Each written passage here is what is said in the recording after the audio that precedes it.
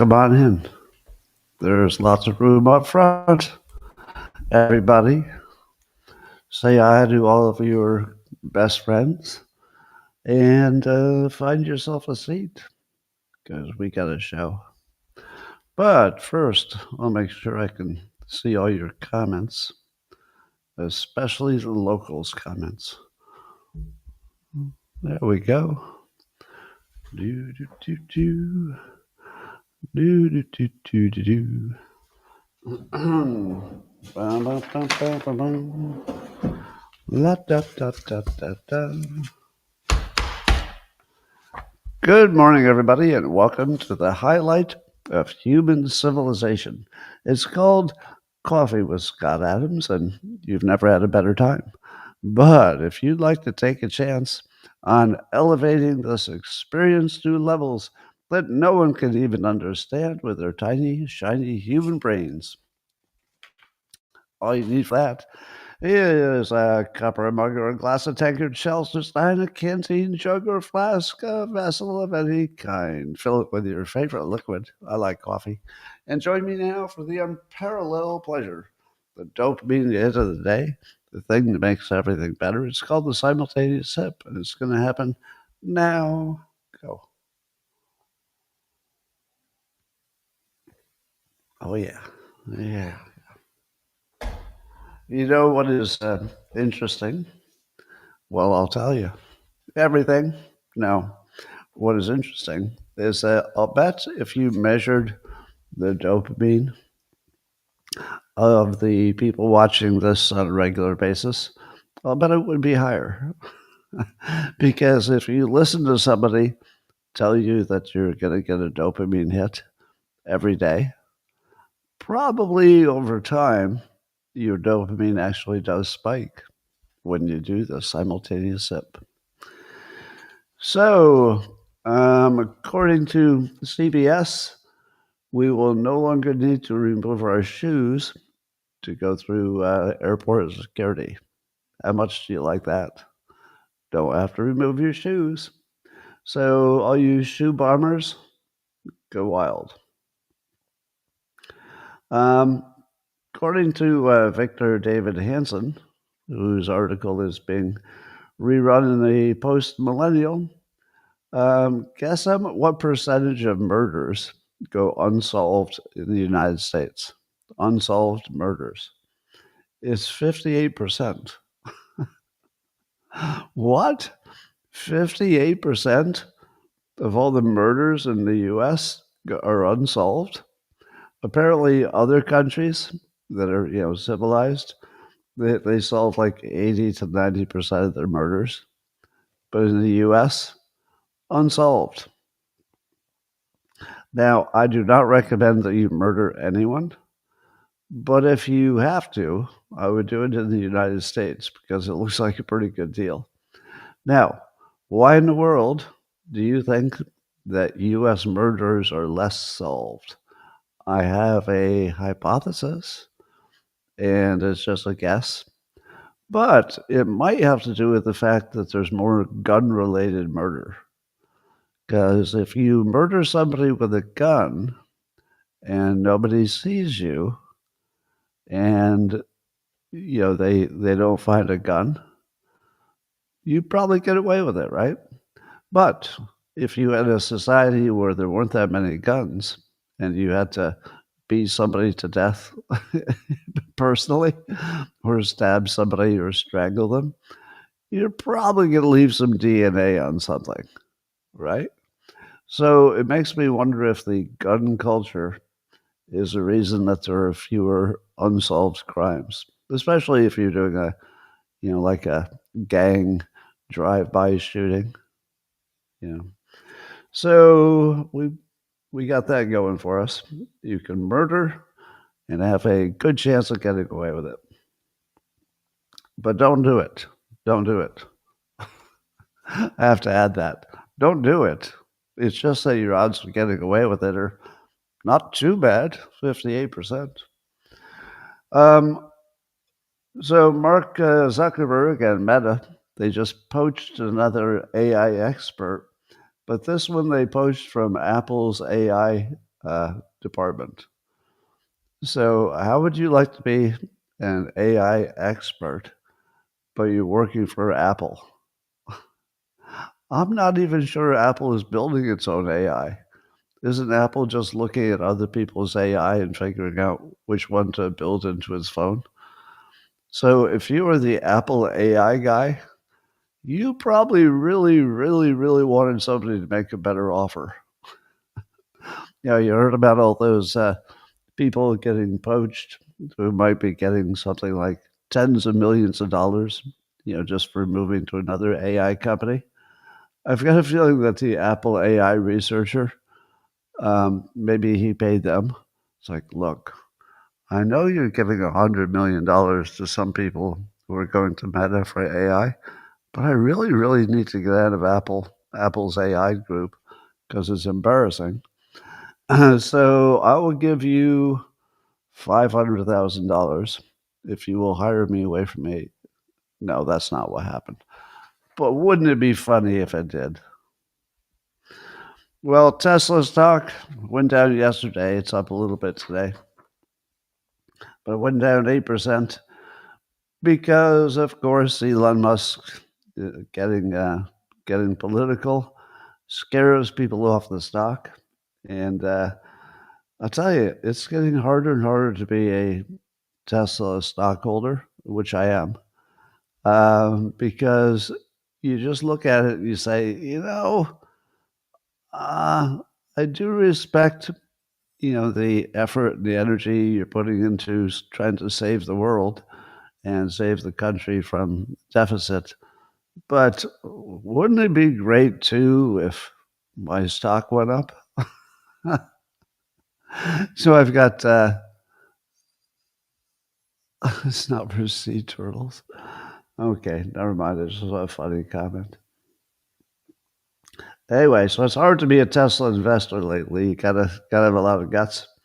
I would guess, and don't buy any stock based on me, but if you would purchase stock every time Elon Musk did something provocative and the stock went down, wouldn't you be in the money now? I feel like people go, oh, something might happen, and then he just does his thing, and then he retreats, and then people say, all right, we're back to normal, and then the stock goes back up. We'll see.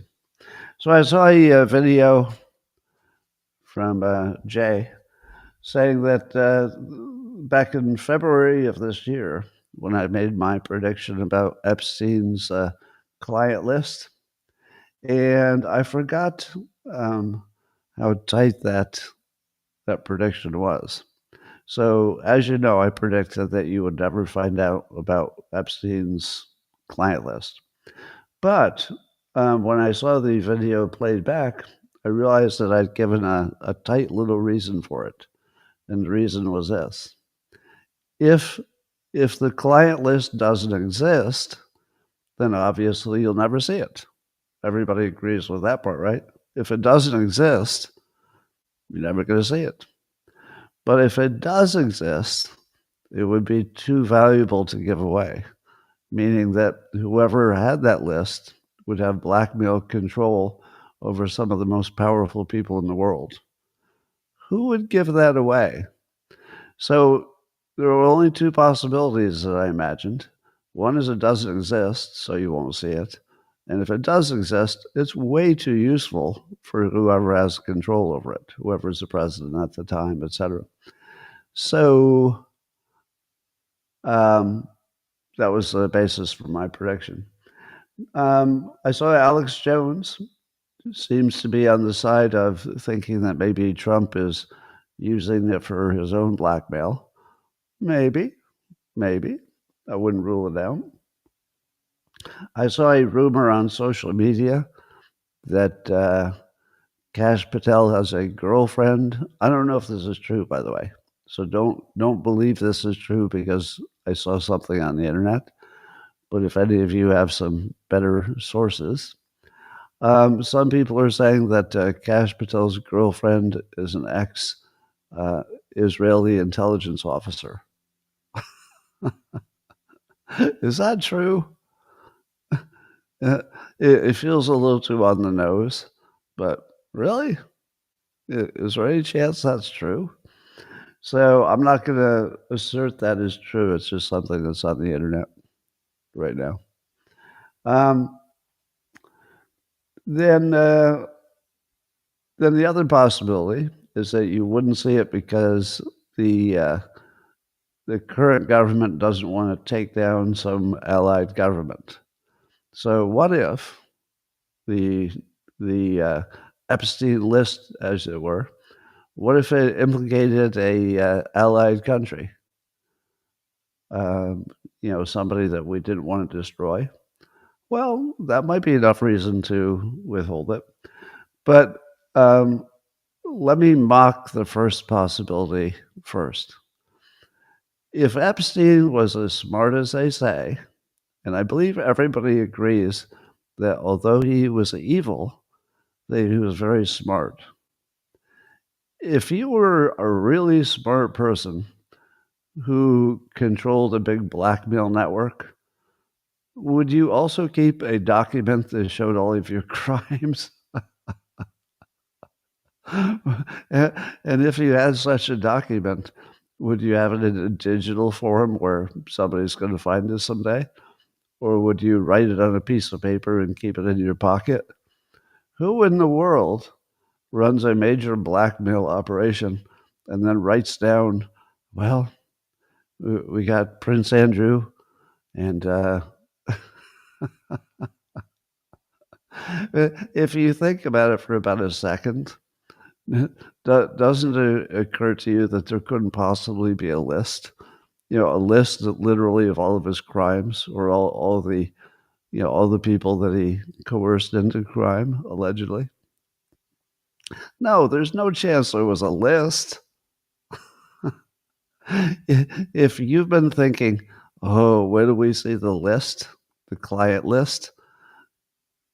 How in the world could there be a client list?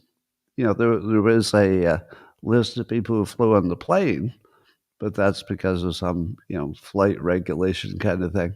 It doesn't say that any of them were involved in a crime. But do you think he would actually keep a list of the people that were involved in a crime? To me, it's just funny that anybody would think he was such a criminal mastermind, and he kept a list of his crimes. What kind of criminals would you be? You would be terrible criminals. If you even thought for a second that he kept a list, you would be a terrible criminal. You would be caught in 5 minutes because apparently you do not know how to get away with crimes. All right, so here's some other things we know. Um, we know Mike Cernovich is reminding us that that at one point there was a butler. I guess it was a butler who said he was aware of all of Epstein's crimes. So should we be hearing from the butler? Well, if the only thing the butler knew was that Epstein himself committed a whole bunch of sex crimes with underage girls, that part's not new. And Epstein's dead, so that's not really going to change anything. So I guess we can ignore the butler's commentary. It might be interesting, but it wouldn't tell you anything new about anybody who's alive. And then the Gateway Pundit is pointing out that at one point they tried to get some information, and their lawyers moved to intervene in the Ghislaine Maxwell case, and apparently an anonymous John Doe. I think the Gateway Pundit was trying to get some more information or something, and then an anonymous John Doe appeared. We still don't know who it was, who filed an objection to TGP, the Gateway Pundit, unsealing the sex client list. So there was somebody who stopped the process of revealing the client list, but there is no client list. So There was a court case in which an anonymous person prevented the Gateway pundit from seeing the client list, but also there is no client list. Huh. So maybe we're not being told the truth, or maybe there was something about this John Doe that we'll never know. And then let's see, we had Ben Shapiro who's weighed in on this, and he accepts the word of Kash Patel and Bongino and Pam Bondi because he believes that they would not lie. He knows 2 or 3 of them, and he's sure that they would not lie. And so he says that unless you have some information that's not available to the rest of us, then it's sort of a case closed. Was that what you expected? Did you expect that Ben Shapiro would say, oh yeah, I'm satisfied. So I guess there was no blackmailing, and I guess he killed himself in his cell, and I guess there's no client list. So it looks like Ben Shapiro's accepting that, unless some new information comes to light that we haven't yet seen. But then let's check in with Matt Gaetz. So Matt Gaetz is saying there's just no way that the story we're getting is a real story. Oh, so Matt Gaetz would be on the other side of it. And he thinks that it was a foreign government that took him out. A foreign government. I wonder what foreign government he'd be referring to. Could it be France? No. If you were going to just read the tea leaves of what it feels like is happening, let me give you some other unrelated news. Unrelated to this, completely unrelated. Oh, and let me add in that Mike Cernovich is pretty active on this topic. And he thinks that Trump's legacy will suffer if this is the final answer. You know, that we don't get anything. And I think to myself, will it? Will his legacy suffer? Let's take it a little bit further. You ready for this? So Netanyahu is in town, and Netanyahu apparently brought with him a copy of the document where, if I'm reading it correctly, Israel has submitted Trump for the Nobel Peace Prize for all the good peacemaking he's done. And at the same time, we're hoping that Trump has the magic to pull off a deal that Israel would agree to, that would work for Gaza, that would lead us to a gigantic change in the entire Middle East. That would be an expansion of the Abraham Accords. So let's see if we can connect all of our dots. Kash Patel may or may not have a girlfriend who used to work for Israeli intelligence. I can't confirm that. Ben Shapiro, who is often accused of being a little bit too pro-Israel, is seemingly quite happy with the story that other people don't seem to be happy with. And then Matt Gaetz, who has seen a lot more behind the curtain than you have, suggests that a foreign country took him out. Does anyone think that he's referring to anyone but Israel? And then at the same time, if you imagine that, because we don't have evidence of this, there's no evidence of this, but if you are a conspiracy theory person, you might say to yourself, wait a minute, what if Israel was behind it and we didn't want that information to get out? What would be a reason that we would protect that information if that were the case? And again, I have no information that that's the case. But what if it were? What would Trump do that would be the smartest thing for Trump to do? On one hand, he had committed to tell us everything and not hold anything back. But what if they had information that suggested that Israel might have been in any way involved with Epstein? Do you think this would have been the time to reveal it? When Netanyahu is literally nominating him for the Nobel Peace Prize, he's coming off a gigantic win with the Iran situation, and we might be getting close to some kind of a Gaza peace deal or ceasefire or something. And then, if he gets that, that would open the door to all the countries that are waiting to join the Abraham Accords.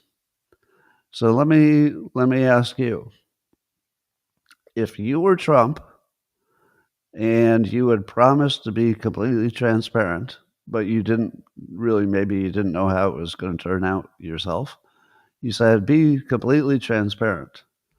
But hypothetically, what if that transparency would destroy the best chance for peace the Middle East has ever seen? By far. I mean, nothing's ever been close.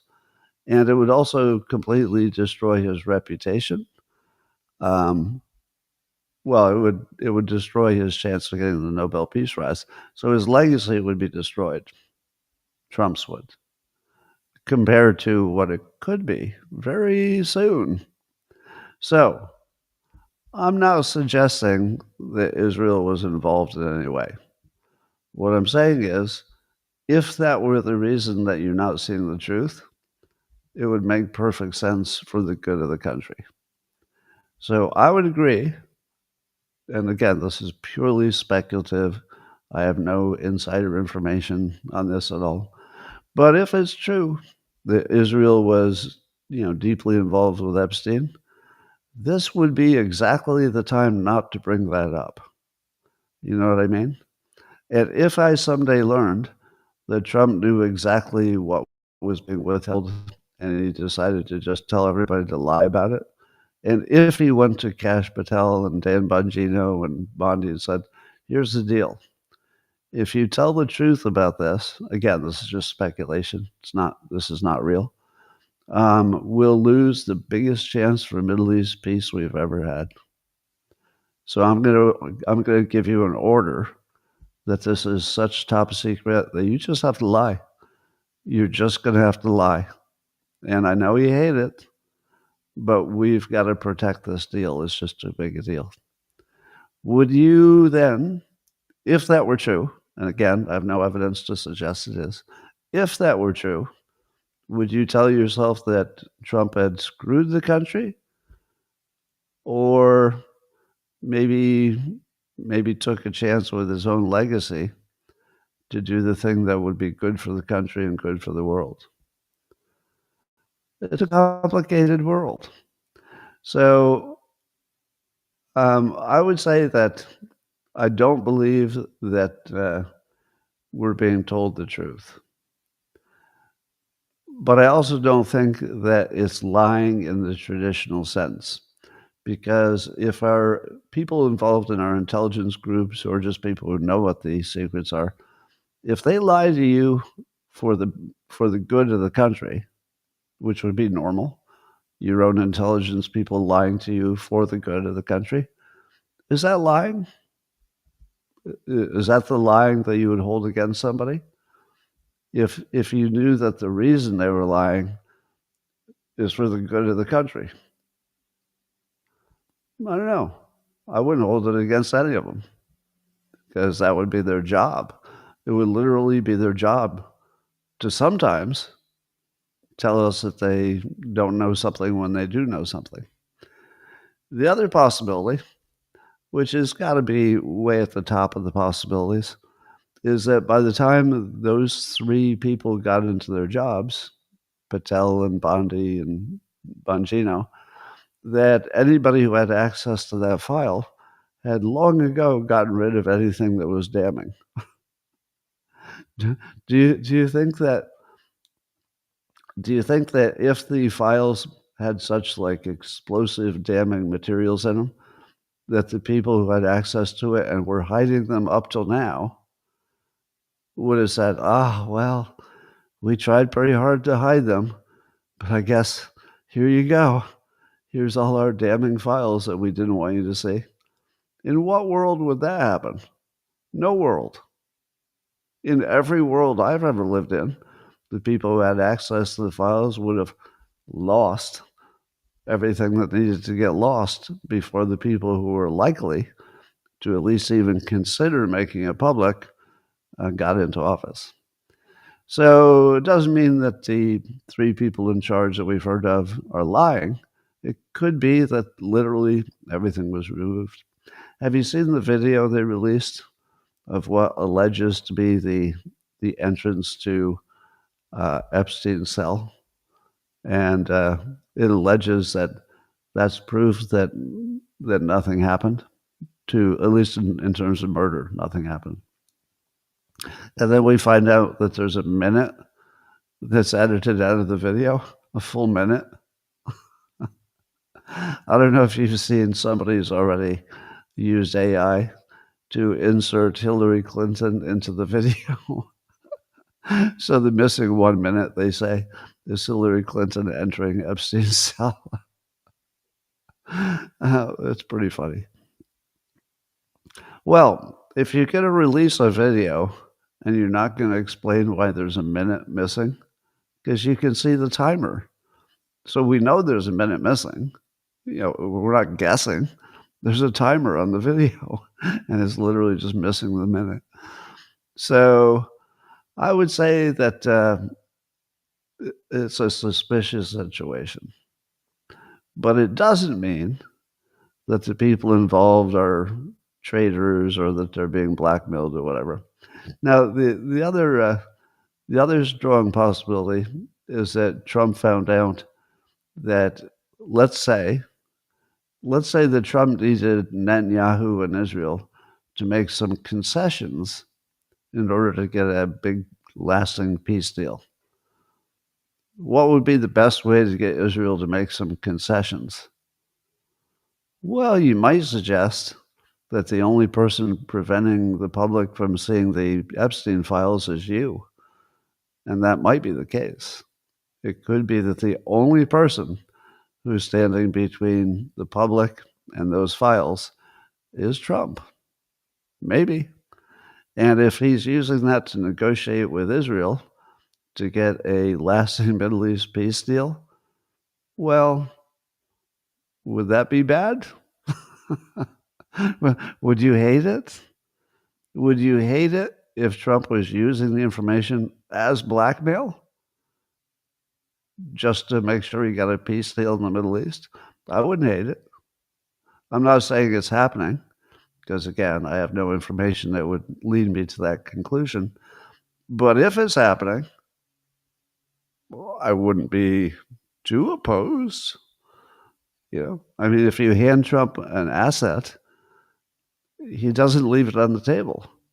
He has a long history of not wasting money. He doesn't leave money on the table. It would be free money. So he'd probably just pick it up. Anyway, we'll see what happens. Maybe someday we'll know. Maybe not. I said this before, but the BBC is telling us that Hamas in Gaza is completely destroyed. 95% of the leadership is dead.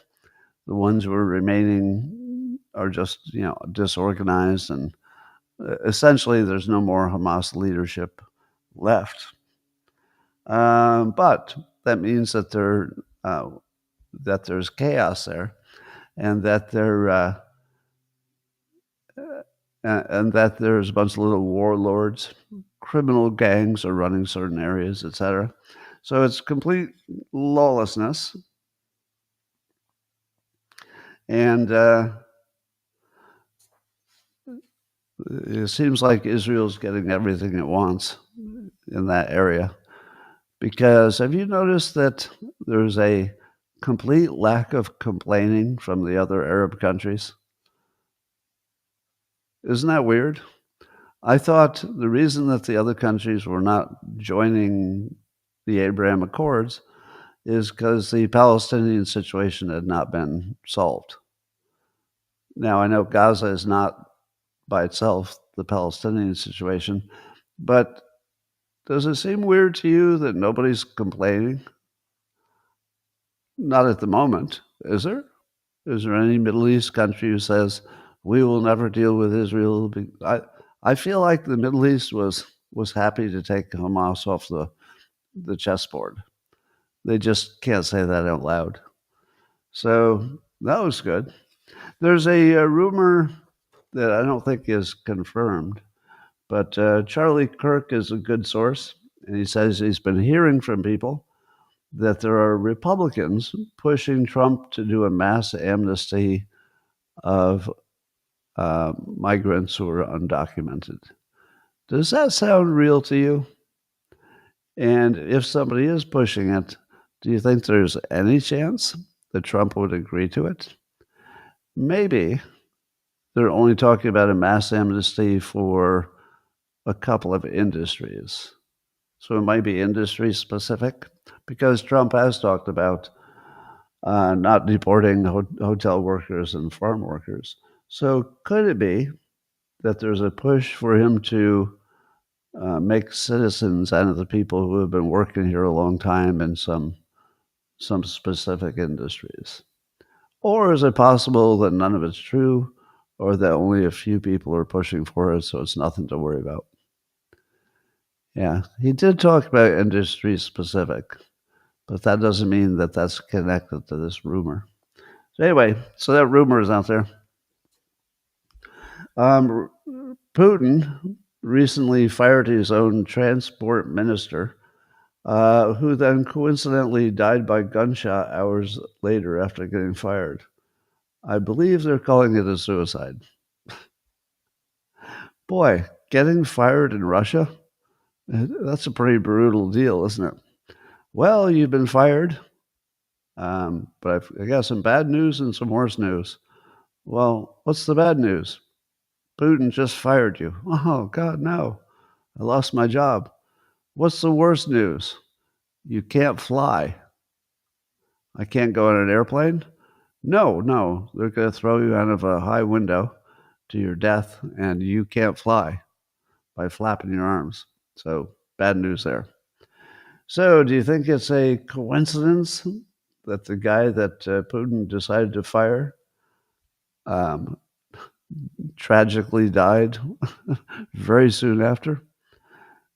I don't know. President Trump said yesterday that he wants to send more weapons over to Ukraine because, as you know, Putin has shown no interest whatsoever in peace, and he appears to be back to his winning property or winning territory and grinding down the Ukrainian military.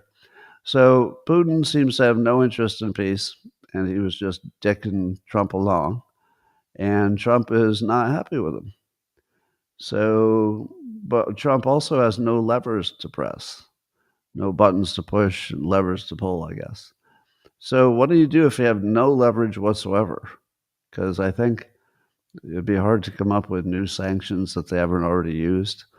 And what else do you have? If he's just got no weapons.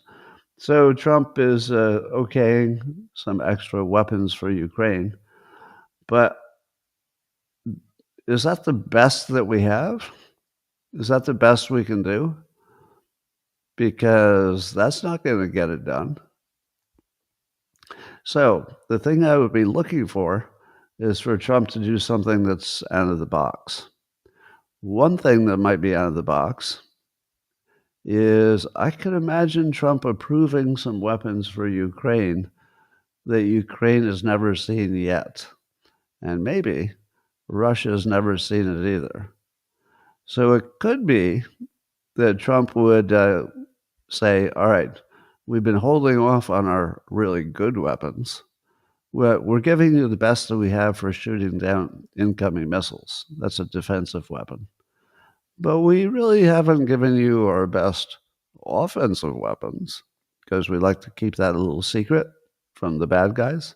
And the moment you use them, then they're going to know they exist and they're going to develop defenses against them. We don't want that. But would that be enough to stop Trump from saying, all right, let's see what happens if we give them the good stuff? Just try it for a month. Well, what if suddenly Ukraine, which apparently is doing great with their own domestic drone making industries, they're making their own drones and making lots of them and making really good ones. What if the U.S. has the next level of drone, like the drone that is so good, you just say to yourself, now that's a hell of a drone. I had no idea we had that kind of drone. What if Trump said, all right, Putin, we've got some surprises for you. It's not every surprise we have, but we're going to open the box. And Ukraine, take what you want. Because it seems to me that our best weapons could just rip a hole in the entire Russian front line. And probably there was a reason that we didn't, we wouldn't want to allow them our best weapons. So we'll see. Did you see that China separately?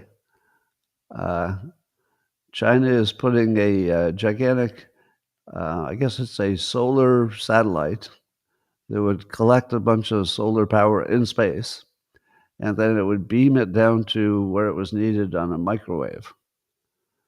And when I read the story was about energy production and how they could produce more energy because there's nothing blocking the sun when you're in space. So the satellite with the big solar power parts to it would collect energy really efficiently up there in space, and then it would microwave it down to Earth. Now, the first thing I thought was, really? That microwave is just to transport energy to their domestic audience? Wouldn't a microwave beam from space be kind of a good weapon? Is it my imagination that if you send a microwave beam from space and aimed it at somebody's equipment or their power station, that it would fry it? Wouldn't it? So when you think about what kind of weapons the U.S. would have, we wouldn't give Ukraine a satellite-based death beam. But there might be something we have that we're willing to say, all right, try this for a month. Well, if you can come up with even one idea that's better than that, let me know, because I'm not aware of any idea that would make Putin even consider slowing down because he's winning. Well, according to Remix, a bunch of Ukrainian oligarchs have become incredibly rich from the war. So there's something like 5 oligarchs who have cleverly played the whole war situation, so they've gotten richer and probably more powerful. And so Zelensky's got these 5 oligarchs who seem to be pretty happy with war the way it is. So I'm not expecting the powerful people in Ukraine, the most corrupt place on earth. What's that? All right. Let's see. Netanyahu, who, like I said, is in the U.S., said that any future Palestinian state would become a launchpad for attacks on Israel. So in other words, Netanyahu is saying that there will not be a Palestinian two-state solution. And that probably is what the other Middle East countries are looking for as their trigger to join the Abraham Accords. So if the main thing is they want a two-state solution, And that's the one thing that Netanyahu says, nope. How could you ever get to a solution? Well, maybe somebody has some blackmail on Netanyahu. We might find out. Yeah, we'll see if he gets flexible. But at the moment, he's saying no to a future Palestinian state. But would that rule out the Emirates? Remember, I told you that there were some people in the West Bank who wanted to create an emirate. So it wouldn't be the entire West Bank. It would just be like one city, but there could be other emirates and other cities. So what would happen if it's not a two-state solution, but it's like one state plus half a dozen emirates? Would that give everybody enough of what they wanted? So if you wanted to live in an emirate, there would be one nearby. You could move to it. And if you wanted to live in a non-two-state solution and just stay under Israel's rule, you'd have the option of doing it. So could that be a partial solution? I don't know. I doubt it. I mean, I'd bet against it, but at least it's new. Let's talk about the midterms. And so the smart people say that the Republicans will probably keep the Senate. I don't know with what kind of majority, but they might lose the House because that would be a typical situation for a midterm. So usually the party in power, the one that has the president, usually loses seats in the midterm elections. So what are the Democrats using for messaging, and what are the Republicans? Well, if you're a Republican, here's the bad news. The Democrats have a much better message for the midterms, because if they keep it simple, which so far they are, they say stuff like Trump is going to cut your health care, already has, with the big beautiful bill, cutting your health care to give tax breaks to the rich. Now, is that technically true? Sort of, because he's definitely cutting some healthcare benefits for millions of people. Now, he has reasons, and the reasons are pretty darn good, which is either you didn't qualify for those benefits, but you were getting them, or you weren't working, or you weren't adding to the country in any way. So the Republicans have an argument, but it's sort of an unwieldy multi-point argument. It's not the kind that moves anybody. Whereas the Democrats have a nice, tight little message that, although you could argue, well, you've exaggerated the impact of this to the point where it might be a little bit technically true that rich people got a tax break and that healthcare got cut, but it's not exactly true that it was cut for the purpose of tax breaks. But it doesn't matter. What matters is, what will Democrats think, and will they adopt that messaging in their own brains as their own opinion? And they will, because it's tight and it's easy to remember. They cut your health care to give tax breaks to the rich. That is a Trumpian level framing. Now, the good news for them is that they didn't have to think about it. It was just sort of in their laps. But that's tough to beat. Now, let's take what the Republican take is. They're going to say, we gave you no tax on tips. First of all, how many people who work for tips actually vote? Well, it's probably not the most voting public. I would guess that people who work for tips are probably the least likely to vote in the first place. But suppose I worked for tips and I really appreciated it. I would say, well, I already have that. You're not promising me anything. I already have that because it already passed. I'm already not being taxed on tips. So I don't need to vote for you because I'm not going to get anything new. I already have that. Suppose they say no tax on overtime. Same thing. I don't need to vote for the Republicans to get that because they already gave it to me. So what's my reason to vote? To get the things I already have? Because they wouldn't really feel like they would lose those things. I mean, it'd be pretty hard for the Democrats to take it away because that would be so unpopular. So the Republicans have what would be a logical, strong argument for a rational public. But we don't have a rational public that's really paying attention. So they don't really have a message they can sell. They have a laundry list of things they say they got right. But that doesn't really get you elected. You're going to need to scare somebody and ideally have a visual element to your persuasion. It should be repeatable. It should be brief, like build the wall. They don't have that. So we'll see if Trump can solve that by coming up with a framing and a messaging that's got the right bite to it and that's memorable, and maybe it rhymes and it hits people in the feels. And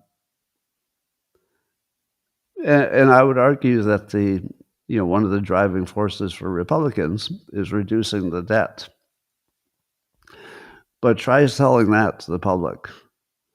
If you could sell the idea of reducing the budget, or at least not letting it grow as fast, if that were even sellable, somebody would have sold it already. In other words, we would already have leaders who had been brought into office because they would cut the deficit. But nobody really believes the Republicans are going to cut the deficit at this point. It just doesn't seem real. And so they're not going to get any votes for that. So there is a real problem right now. Trump could solve it because he's the messaging king. But at the moment, they really don't have anything to sell. So that's a problem. There's a report, Fox News Digital has this, that Democrats, the elected Democrats, say that their followers are demanding more violence. Quote, our own base is telling us that what we're doing is not good enough. There needs to be blood to grab the attention of the press and the public, one lawmaker said.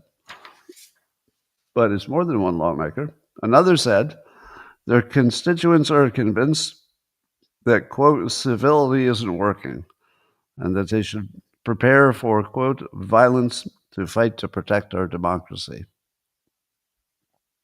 And a third one said, some of the messages coming in from people online are crazy shit, and some of them told them to storm the White House and stuff like that. Now, I don't feel like that's the majority of Democrats. It's probably just the extremists. And wouldn't you assume that Republicans also get a bunch of extremists whenever things are not going their way? Don't you think the extremists online start saying stuff like, well, it's time to, get your Second Amendment involved? So I wouldn't worry too much if the losing team is talking about, well, maybe we should get a little violent. Because I feel like there's always going to be an extremist who says that, depending on which team looks like is losing at the moment. Anyway, so Trump with his tariffs, he's sending out the letters telling people what they're going to pay. But they've got to August 1st if they want to still try to rush through with a proper trade deal. So stock market seems to have absorbed it, and stocks were down yesterday a little bit, but they're up today. So it looks like the stock market completely understands Trump and his tariff approach, wouldn't you say? In April, when the stock market, just went straight down because what Trump was doing wasn't transparent enough. And if you were an investor, you said, I don't know where this is going, but it might be really bad. So I'm going to take a pause and take my money out.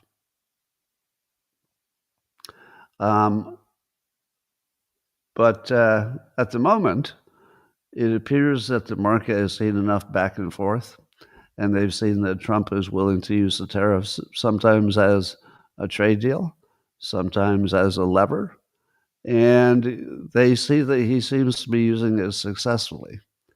For example, Canada immediately removed its tax on our digital platforms because he threatened tariff. So now when he says it's a weapon, people can go, oh, okay, yeah, it is a weapon. And he used it and it worked right away. And they can also say, now that there's a bunch of money coming in from tariffs, which, by the way, is paid by the American company, more so than it would be paid by the foreign company. But the revenue is way up. So now if you wondered if there could be a lot of tariff revenue, the answer is yes. If you wondered if there would be a screaming increase in inflation because of tariffs, there still might be some ahead. But so far, no. And if you wondered if he could use it as a club without it being used against us, kind of looks like it can be. So the most important claims that Trump has ever made about this, it won't hurt your inflation. It will have a lot of revenue coming in that we wouldn't have otherwise, at least the government wouldn't have otherwise. And it would cause a repatriation of our companies. We're seeing that. There are a bunch of examples. And what was the last thing? Oh, he could use it as a weapon and get away with it. So everything that Trump promised that all seemed unlikely and dangerous, every one of them is true. And so I think the market just said, all right, it looks like you can do all these, let's say, unclear things with tariffs because you do know what you're doing.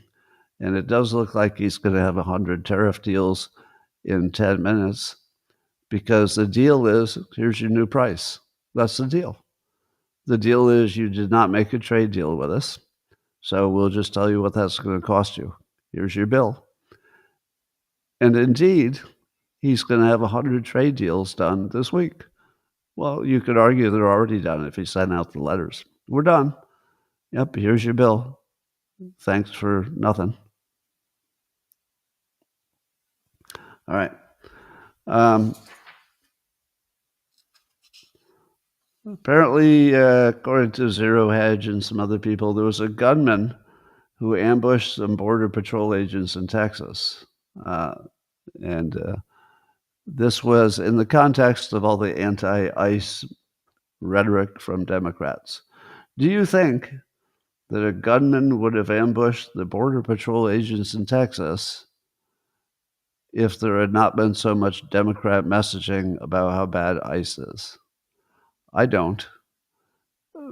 People wouldn't have even thought about it because it probably was. I don't know yet, but correct me if I'm wrong. But I don't think it was a migrant that did the shooting, right? I think it was probably an American citizen who thought, oh, I got to help the migrants. I don't know. So maybe you can tell me in the comments. Was it an American citizen? The guy who shot the Border Patrol? Don't know. But I would argue that as long as the Border Patrol is being called a bunch of Nazis, that you are encouraging that behavior. So I wouldn't take my mask off if I'm one of those guys. I guess there were, according to End Wokeness on X, I saw End Wokeness said that there were 11 far-left extremists just charged in a major terror plot to kill ICE agents in Texas. And End Wokeness says it's not getting any coverage. Well, not getting any coverage might mean that some of the news entities don't know if it's real yet. So I would hold my hold my fire on that one until we get some confirmation. Well, Tucker Carlson had his interview with the president of Iran, and you would not be surprised to learn that there's some pushback to that. So I guess when you have an interview with somebody like Putin or the president of Iran, and Tucker's done both, if he just lets them talk and doesn't push them back too hard, it looks to other people like he's just being a propagandist for an enemy state. I don't get that vibe. To me, it seems like if you could score an interview with Putin, who wouldn't do that if they're in that business? Is there anybody who wouldn't score an interview with Putin? And probably knowing that he's not going to push back that hard might be what gets him the deal. Yeah, maybe Putin would say that if Megyn Kelly asked him for an interview, he might say, I don't know, she might push me too hard. So I'm going to say no to that one. As long as you know that the Putin or the president of Iran are just giving you an hour worth of their own propaganda, does that hurt anything? I guess it might a little bit, because the documentary effect that I talk about all the time. The documentary effect is if you're one side of anything and you don't hear the counter argument and you get an hour of it in a row, an hour of one side of any argument is really going to be convincing. There might be a great counter argument that's even stronger, but if nobody shows it to you, an hour of propaganda is going to be really convincing. So there is that risk that Tucker platformed to people who would be spreading their BS and people would be believing it. But isn't that the problem with all free speech? So I'm going to go full free speech and say, absolutely, Tucker should talk to these people. And if not pushing back is what gets them to say yes, as long as we know that, I mean, you can kind of tell that that's part of the dynamic. I wouldn't worry about it too much. Yeah. I feel like even unsophisticated viewers of the news would look at Putin and say, well, I don't know if that guy's telling me the full truth. I feel like we would know not to automatically believe the president of Iran right after we bombed him. So, there's definitely a little bit of negativity that could come from letting the bad guys have an hour of just giving their point of view. But free speech. I got to go with the free speech.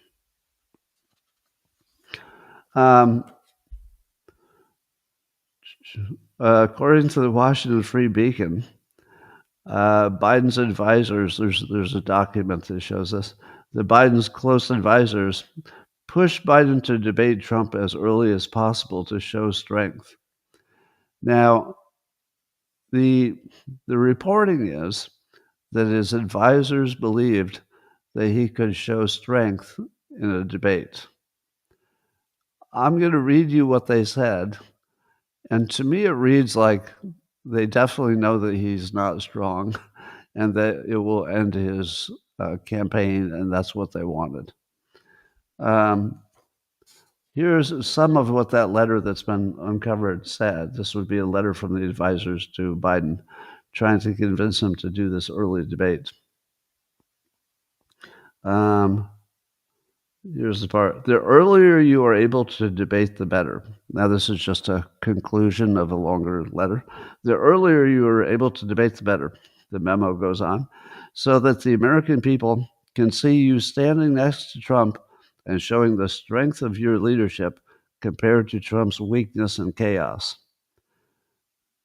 Now, do you think they really talk like that in person? I understand why when the Democrats go on CNN, they say, Trump, oh, he's chaos. He's full of chaos. But privately, they know that doesn't mean anything, right? Why would you say that to Biden? Do they think Biden was so out of it that he would be sold by, well, once we put your strength next to Trump's chaos, it almost feels like it's tongue in cheek, right? Now, I'm not saying it is, because they wouldn't write a tongue in cheek memo to the president and put it in writing and all that. So it's not tongue in cheek. But does it feel like what close advisors would really say? It doesn't. To me, there's something about that wording that almost is like a signal, maybe to historians in the future or something. It feels like it's a signal that they don't really mean it. Because who in the world would have said that when they know that Biden was just decomposing right in front of them at that time? Would they really say, showing the strength of your leadership compared to Trump's weakness and chaos? Did they really think that Trump would look weak in a debate? They've watched Trump debate. You could say he won the debate or he lost, but whoever said that Trump looked weak in a debate? None of this looks genuine. It just looks almost like they were playing a prank on him or something.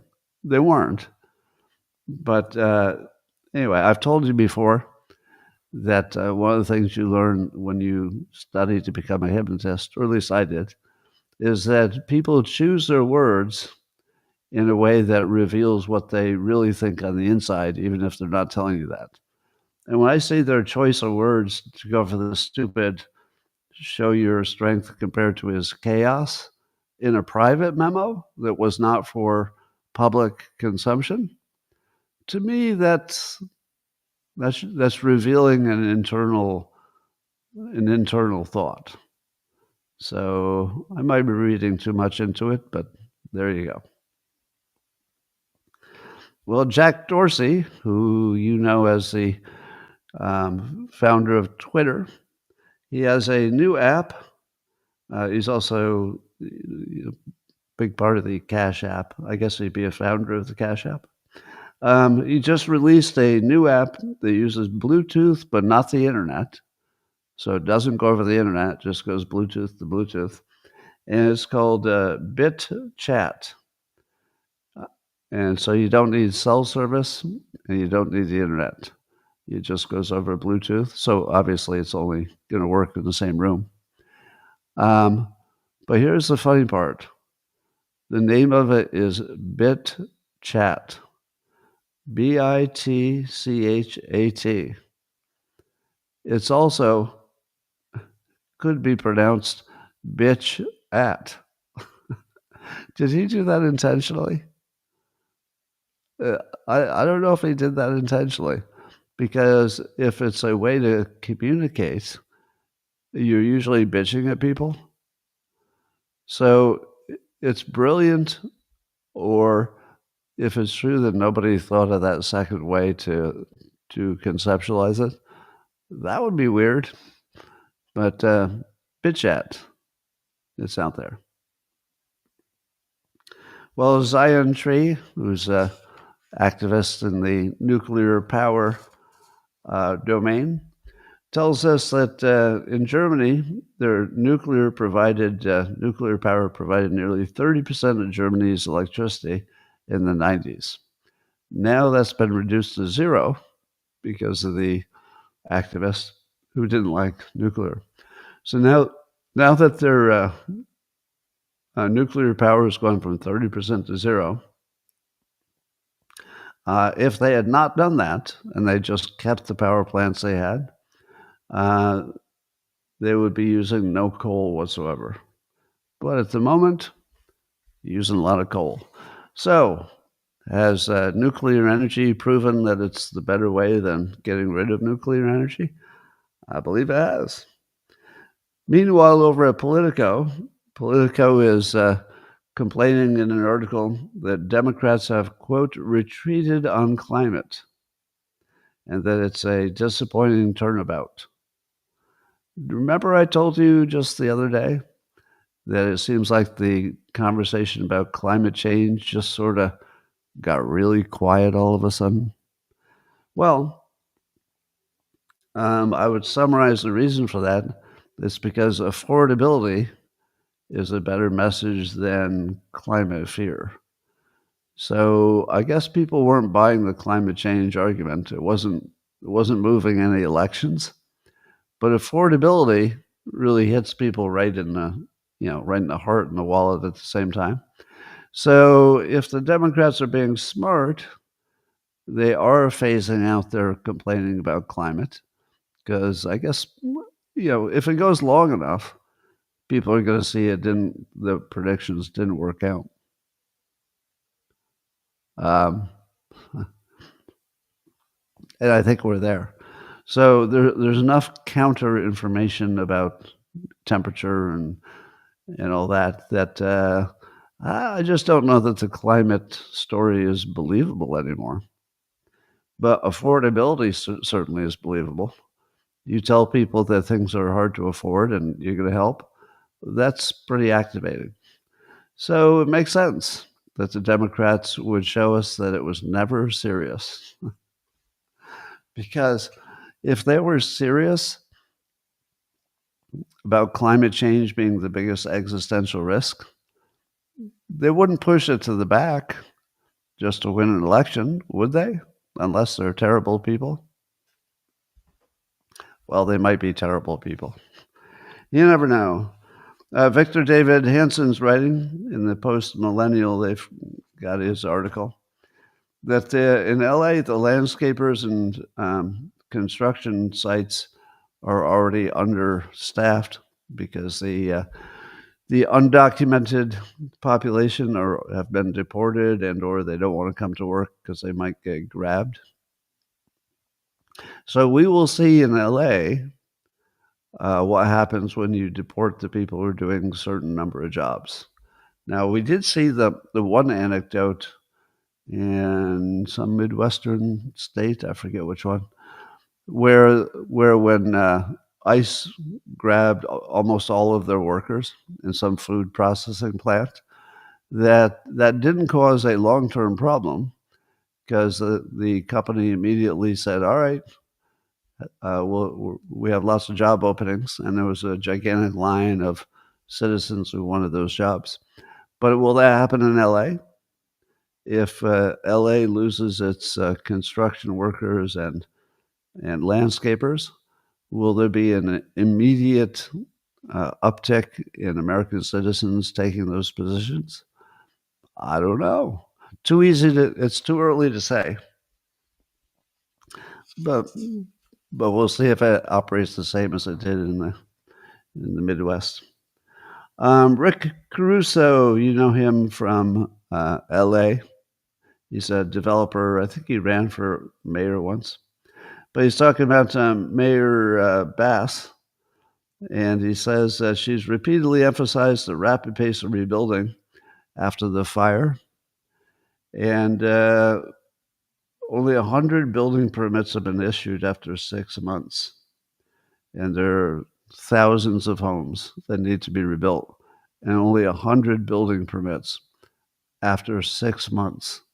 Now, the cleanup of the toxic stuff did go faster than historically you'd expect it to. So they did a great job on the cleanup, apparently. But the part where you get rid of the red tape and approve some new homes, not so good. Not so good. So I like to end by saying how bad my state is compared to yours. So if you don't live in California, you can say to yourself, well, thank God I don't live in California. At least I got that working for me, huh? Scott, how did these jobs get filled before 20 million people came in? Well, they weren't. The answer is they weren't filled. Yeah, they didn't exist. So I do think they need more jobs for teenagers.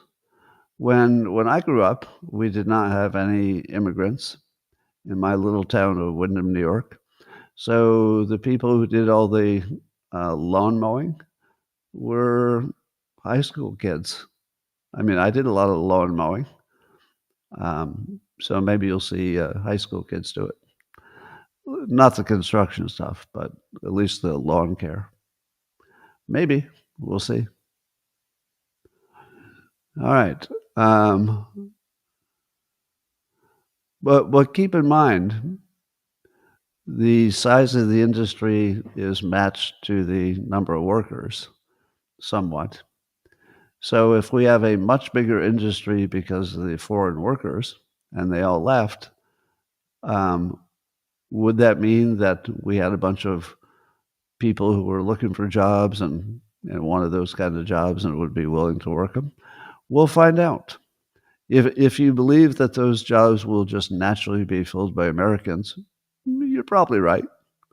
I wouldn't argue the point, but I do think there's enough variability in it to say wait and see. Because if it's like everything else in the world, there'll be some type of jobs that immediately get filled. And then there'll be other kinds of jobs where, for reasons we don't fully understand, nobody really wants them. So it could be a little of both. We'll see. All right, ladies and gentlemen. Now, part of this is no, I think we'll end here. All right, I'm going to talk to the beloved subscribers on Locals, and I'm going to talk to them privately. So the rest of you, I hope you enjoyed our time together, and I will see you again tomorrow, same time, same place, for more fun with the news and persuasion too. And Locals, I'll be there in 30 seconds privately.